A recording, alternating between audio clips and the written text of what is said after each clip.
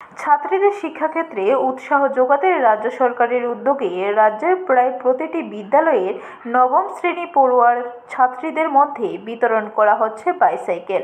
বিশ্রামগঞ্জ স্কুলে এক অনুষ্ঠানের মধ্য দিয়ে জেলাভিত্তিক এই সাইকেল বিতরণ অনুষ্ঠানের সূচনা হলো সোমবার।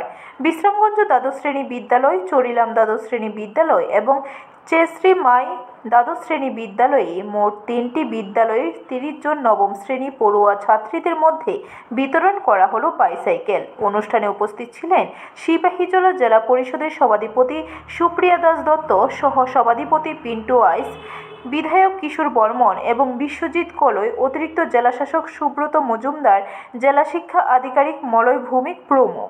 অনুষ্ঠানে আগত অতিথিরা শিক্ষার্থীদের উৎসাহ যোগান যেন লেখাপড়ার মধ্য দিয়ে তারা নিজেদের আত্মনির্ভর করে গড়ে তুলতে পারে।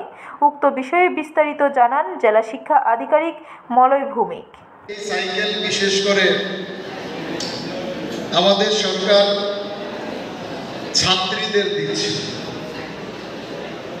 ছাত্রীদের কেন দিচ্ছে, এইখানে হচ্ছে আমাদের এই প্রোগ্রামের সবচেয়ে বড় রহস্য, যেটা আমার পূর্ববর্তী বক্তা আমাদের মাননীয় বিধায়ক আমাদের সামনে কিছুটা উল্লেখ করেছেন।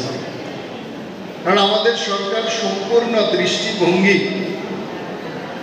হচ্ছে মহিলাদের সশক্তিকরণের উপর, মহিলাদের সুশিক্ষিত হিসাবে গড়ে তোলার উপর, মহিলাদের প্রত্যেকটা মহিলাদের। ব্যুরো রিপোর্ট, খবর ত্রিপুরা।